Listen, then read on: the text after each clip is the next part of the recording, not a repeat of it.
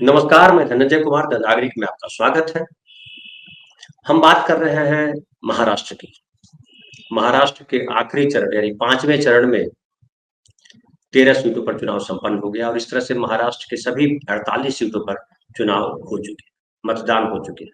अब 4 जून को मतगणना होगी और तब पता चलेगा कि महाराष्ट्र में किसको बढ़त मिली, कौन पिछड़ गया। अभी जो कयास लगाए जा रहे हैं और जो विशेषज्ञों का मानना है, वो ये है कि महाराष्ट्र में जो महाविकास अघाड़ी है, शिवसेना, कांग्रेस और एनसीपी गठबंधन, उसको एज है, उसको बढ़त है। उसकी वजह मानी जा रही है कि जिस तरह से शिवसेना को तोड़ा गया, जिस तरह से शरद पवार की पार्टी को तोड़ा गया, उससे वहाँ के लोगों में खासकर जो मराठी जनमानस है, उसमें एक ऐसा भाव आया है कि चूंकि नरेंद्र मोदी और अमित शाह गुजरात के हैं, तो गुजराती मराठी जो है पुरानी लड़ाई है महाराष्ट्र और गुजरात के बीच में। चूंकि आपको पता है, बॉम्बे पहले एक स्टेट हुआ करता था, प्रोविंस हुआ करता था, उनको अलग किया गया 60 के दशक में। गुजरात अलग राज्य बना और महाराष्ट्र अलग राज्य बना। और बहुत सारे गुजराती महाराष्ट्र में यानी मुंबई के आसपास के शहरों में रहते हैं। तो एक जो भाव डेवलप हुआ दोनों पार्टियों को तोड़ने के बाद, उसमें लगा कि बीजेपी जो है, जो हमारी अस्मिता है, मराठी अस्मिता, उसको नेस्तनाबूद करना चाहती है।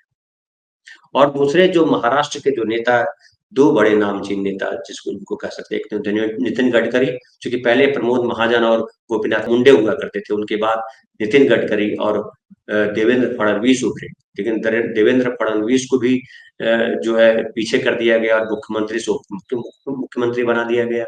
फिर नितिन गडकरी को पीछे कर दिया गया। तो एक एक आम जनमानस में भाव गया है कि मराठी अस्मिता का ख्याल नहीं है बीजेपी को। दूसरी बात ये भी चर्चा में रहा कि जो यहाँ की जो कंपनियां जो यहाँ लगने वाली थी महाराष्ट्र में, उसको नरेंद्र मोदी की वजह से गुजरात शिफ्ट कर दिया गया। और ये भी उनको डर उनके जो मराठी लोग हैं उनके मन में है कि मुंबई जो आर्थिक राजधानी है, अगर यही इसी तरह सरकार बनी रही बीजेपी की, नरेंद्र मोदी और अमित शाह की, तो मुंबई जो आर्थिक राजधानी कहलाता है महाराष्ट्र को, जो गौरव प्राप्त है, वो भी शिफ्ट हो जाएगा गुजरात।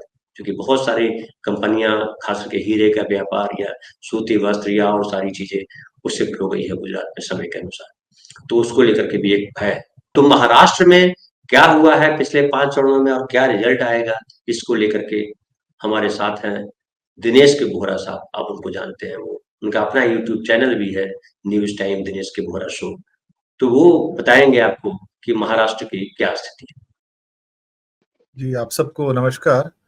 और मुंबई में 5 बजे तक जो वोटिंग हुई है काफी पुअर हुई है। 50% से पूरे महाराष्ट्र में नीचे रहा है, एक आध एक्सेप्शन छोड़ दिया जाए तो। इसमें जो मेरे पास फिगर्स है 5 बजे, वहीं भिवंडी में 48%, धुले में 48%, डिंडोरी सिर्फ एकमात्र जहां पर प्याज की बहुत ज्यादा किल्लत है। आपको मालूम, प्याज के जो किसान है उन्हें प्याज फेंके हैं, कांदा इसको कहते हैं यहाँ पर, और बहुत गुस्सा है किसानों में वहां पर डिंडोरी के अंदर। वहां सिर्फ 57% वोटिंग है। कल्याण में जहां श्रीकांत शिंदे है 47%, मुंबई नॉर्थ जो कि पीयूष गोयल की सीट है वहां पर 46%, मुंबई नॉर्थ सेंट्रल जहां मैं हूं पवई बांद्रा के एरिया में 47%, मुंबई नॉर्थ ईस्ट जो कि जिसको आप कह सकते हैं मुलुंड घाटकोपर की सीट है, ये 48%, मुंबई नॉर्थ वेस्ट जहां पर रविंद्र वायकर ने वॉकओवर दिया है अमोल कीर्तिकर को, यानी कि ये कह के कि मैं तो उद्धव का ही साथी था लेकिन मुझे दबाव के अंदर इनके पास आना पड़ा, एकनाथ शिंदे के साथ में आना पड़ा। और साथ में मुंबई साउथ में यानी कि मालाबार हिल्स का एरिया, वहां पर सिर्फ 44%, और मुंबई साउथ सेंट्रल मतलब दादर जो कि उद्धव का गढ़ है, वहां पर 48% है। नासिक में 51%, पालघर में 54%, और एक और जगह है जहां पर 45% वोट हुआ है।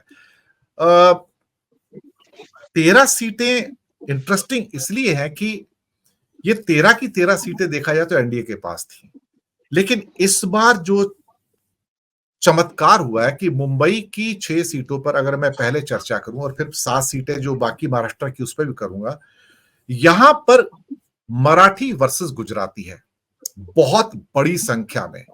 और एक ऐसा लगता है कि उद्धव के पक्ष में एक बड़ी सुनामी आई हुई है, एक जन सैलाब उमड़ा है कि वोट तो मशाल को ही देना है। और करीब करीब 4 सीटों पर मुंबई की 6 में से दरअसल उद्धव ठाकरे की सेना लड़ रही है, और 2 सीटों पर कांग्रेस है। एक पीयूष गोयल वाली सीट है और एक जहां मेरी सीट है, जहां पे पवई IIT और बांद्रा और कुर्ला की सीट है, वहां पर डॉक्टर वर्षा गायकवाड़ है, प्रोफेसर वर्षा गायकवाड़ है, जो पहले एजुकेशन मिनिस्टर भी थी। तो उनके सामने बीजेपी ने उज्जवल निकम को खड़ा किया। अब उज्जवल निकम ने रिप्लेस किसको किया? पूनम महाजन को। पूनम महाजन ग्राउंड पे काम करती थी, वो वर्क करती। उज्जवल निकम को पैराशूट से नीचे लाया गया। वो एक सिवाय इसके कि एक उनका क्रेडिट है कि कसाब के केस में वकील थे, बाकी उनके पास कुछ नहीं था। लेकिन यहां पर जो अभी जमीनी परिस्थिति है, मैं बता सकता कि मुंबई साउथ से उद्धव की सेना के जो अरविंद सावंत है, वो आराम से जीतते हुए मुझे नजर आ रहे हैं। उसको आप लिख लीजिए। दादर से जो साउथ सेंट्रल की सीट है, वहां से अनिल देसाई, जो कि वेटरन उद्धव के एक फेलो है, वो भी मुझे जीतते हुए नजर आ रहे हैं। तीसरा, जो नॉर्थ वेस्ट की सीट है, जहां पर रविंद्र वायकर ने विद्रोह किया है एकनाथ शिंदे के साथ में, एक तरह से एक वॉकओवर टाइप की चीज है, लेकिन वहां पे मुझे लगता है अमोल कीर्तिकर, जो उद्धव की ठाकरे की सेना है, वो जीतते हुए नजर आ रहे हैं।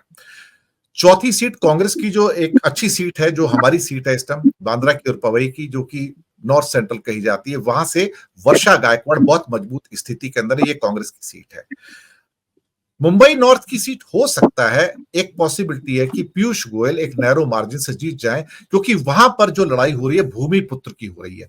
भूषण पाटिल मराठी है, और यहां पर मराठी एक साथ में इस्टम आ गए हैं, और उद्धव के साथ एक बहुत बड़ी प्रेजेंस अच्छी आ रही है, और कांग्रेस के साथ भी, कि सारे मुस्लिम, सारे दलित और सारा मराठा मानुस एक प्रकार से उद्धव के पीछे आ गया है। ये एक बहुत बड़ा कंसोलिडेशन है, जो आपको पिछले कभी किसी चुनाव में नहीं मिला था, लेकिन इस बार मिलता हुआ आपको नजर आ रहा है। इस चक्कर में अब भूषण पाटिल को एक और एडवांटेज हो गई। उनकी पत्नी गुजराती जैन है। अब उन्होंने, वो ग्राउंड के वर्कर है, उन्होंने घूम घूम के प्रचार किया है, तो वहां पर मुंबई नॉर्थ की सीट भी थोड़ी फंसती नजर आ रही है। हालांकि कांदिवली और बोरीवली के जो एरियाज हैं, वो वहां पे गुजराती समाज काफी बड़ा है, लेकिन हो सकता है कि इस बार ये टक्कर वहां पर अच्छी हो। एक मैंने एक प्रोग्राम में अपने एक टिप्पणी की थी, अक्सर ही देखा जाता है कि जो दल मुंबई की 4 से अधिक सीटें जीत जाता है, 6 में से जो दल 4 से अधिक सीटें जीत जाता है, अधिकतर वो केंद्र के ऊपर राज करता है। ये एक ऑब्जर्वेशन है। हालांकि ऐसे और भी कई इंडिया में ऐसी सीटें, जब कोई जीत जाए तो वो केंद्र में राज करता है, लेकिन मुंबई में अगर कोई 4 से ज्यादा सीटें जीत जाता है तो वो दिल्ली के ऊपर राज करता है। ये एक ऑब्जर्वेशन है। तो मुझे लगता है कि बंबई में इंडिया गठबंधन की जो स्थिति है, वो काफी सुखद है। दूसरी बात, अगर मैं बाकी 7 सीटों की बात करूं यहां पर, तो सबसे बड़ी टक्कर इस टाइम थाना के अंदर एकनाथ शिंदे ने एक कमजोर कैंडिडेट नरेश मास्के के रूप में खड़ा किया, जो उसका लॉयलिस्ट है, लेकिन उसकी ग्राउंड प्रेजेंस कुछ नहीं है। अब ये शख्स जो है, इसके खिलाफ जो खड़े हैं, राजन विचारे खड़े हैं। उद्धव ने इसे अपनी नाक का प्रश्न बना लिया, क्योंकि ये चुनाव जो है मुंबई में और महाराष्ट्र में गद्दी वर्सेस गद्दारी के रूप में हो रहा है, कि गद्दारों को वोट नहीं देना है। अब ये ओपन बात हो चुकी है कि उद्धव ठाकरे एकनाथ शिंदे के लिए गद्दार शब्द का उपयोग करते हैं, ओपनली करते हैं। और एनसीपी में भी कुछ ऐसी बातें हो रही हैं कि जहां पे जो लोग अपनी ओरिजिनल पार्टी को छोड़ के गए हैं, लोगों में गुस्सा इसलिए मुंबई के अंदर या महाराष्ट्र के अंदर कि हमने जिनको वोट दिया वो हमें छोड़ के चले गए। वोट तो हमने शिवसेना को दिया था, इन्होंने तो अलग सेना बना ली। वहां पे चुनाव आयोग ने उनको अपना तीर कमान भी दे दिया, तो अब मशाल आई है, तो मशाल उनका एक चुनाव चिन्ह बन गया। अब कुछ और सीटें हैं कल्याण में एकनाथ शिंदे के सुपुत्र श्रीकांत शिंदे, अब उनके सामने एक प्रोफेसर है, एक मतलब बड़े प्रख्यात लड़की है, वैशाली दारेकर राणे, और वो बहुत अच्छा बोलती हैं। श्रीकांत शिंदे अपनी एरोगेंस के लिए पहचाने जाते हैं। इस बार लगता है कि उन्हें जो मराठी मानुस, जो कि उद्धव के साथ जुड़ा हुआ है, उसका खामियाजा उन्हें भुगतना पड़ सकता है। डिंडोरी की सीट मैंने बताई, जो कि एसटी सीट है बेसिकली, वहां बीजेपी की भारती पवार भी है और साथ में एनसीपी के भागारे हैं। लेकिन मुझे आज भी लगता है कि शायद डिंडोरी में, जहां पे शरद पवार की एनसीपी इतनी मजबूत नहीं है, मैं सच बताऊं, तो हो सकता है बीजेपी वहां से जीतती नजर आई। लेकिन पालघर की सीट जो एसटी सीट है, वो शिवसेना की ट्रेडिशनल सीट है, वो वहां से कभी नहीं हारती है। बीजेपी के हेमंत वहां पर है, और साथ में भारती कुमदी जो उद्धव ठाकरे के हैं, वो ये सीट आराम से निकाल कर ले जाएंगे, मुझे पूरी उम्मीद है। नासिक में हेमंत गोडसे हैं, शिवसेना वर्सेस शिवसेना है वहां भी, लेकिन वहां पे राजाभाऊ वजे जो है, मुझे लगता है कि उनको भी मराठा जो है, ये मराठा लैंड है सारा का सारा नासिक का, तो वहां पर उनको काफी सिंपैथी है। मेजर फाइट पूरे महाराष्ट्र में इस टाइम गद्दी गद्दारी यानी कि गद्दारों को वोट नहीं देना है। और 13 ऐसी कॉन्स्टिट्यूएंसी है महाराष्ट्र में 48 में से जहां एकनाथ शिंदे की सेना का सीधा मुकाबला उद्धव ठाकरे की सेना के साथ है।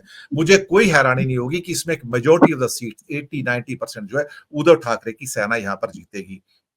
एक एक बात में मुझे थोड़ी सी कंफर्मेशन लग रही है कि 48 में से जहां इनके पास 42 सीटें थी, एक इंडिपेंडेंट को सपोर्ट जो किया था उसको मिला लो, 48 में से इस बार 42 से घटकर ये 24 के आसपास आ सकती है बीजेपी, या उससे भी नीचे आएगी।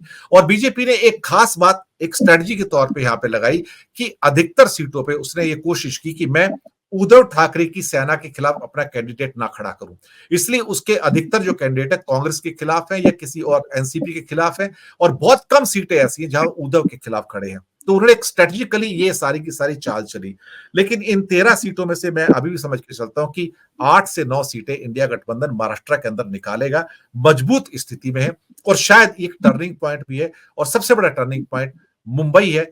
एक तो वोटिंग बहुत कम हुई है, और नॉर्मली मुंबई में सिर्फ 3 बार आज तक ऐसा हुआ कि 50% की वोटिंग क्रॉस की है। मुंबई एक हमेशा लो वोटिंग वाला एक क्षेत्र रहा है, पर इस बार इंडिया गठबंधन मजबूत क्यों है? नंबर 1, मुस्लिम वोट बैंक पूरा चंक जो है पूरा का पूरा वो उद्धव ठाकरे के साथ में यानी कि इंडिया गठबंधन के साथ है। दूसरा, दलित वोट बैंक जो है वो काफी बड़ी संख्या में इनके साथ में। हाँ, गुजराती, मारवाड़ी, राजस्थानी समाज उनका एक चंक है, वो कहा जाए तो पूरा का पूरा इंडिया गठबंधन अपना एनडीए के साथ है। लेकिन एनडीए की सबसे बड़ी परेशानी क्या है, जो बीजेपी के लीडर एक्सेप्ट करते हैं अंदर से, जिनसे मेरी भी बात होती है, वो बोलते हैं कि हमने सब कुछ कर लिया, गुजरातियों को ले आए साथ में, सब कुछ किया, लेकिन मराठी जो हमारा मेन वोट बैंक है महाराष्ट्र का, वो हमसे छिटक रहा है, उसका हमारे ऊपर विश्वास नहीं है। मुझे लगता है कि बीजेपी की सबसे बड़ा जो हेडेक है महाराष्ट्र के अंदर ये है कि हमसे मराठी वोट बैंक छिटक गया है। हम गुजरातियों को तो लाते रहे, मारवाड़ियों को लाते रहे, राजस्थानियों को लाते रहे, उत्तर भारतीयों को हम केटर करते रहे, लेकिन इस चक्कर में महाराष्ट्र जिनका है हम उनको गवा बैठे अपने। और ये चुनाव इस समय मराठा वर्सेस अदर्स हो गया है, ये सारी दिक्कत हो गई है। उम्मीद है जो दिनेश के बोहरा साहब ने आपके सामने तस्वीर रखी महाराष्ट्र की, उससे आपको जानने समझने में मदद मिली होगी कि महाराष्ट्र में हो क्या रहा है और किसको 2024 के चुनाव में बढ़त मिल सकती है। बाकी जब मतगणना होगी तब पता चलेगा कि कौन जीता कौन हारा।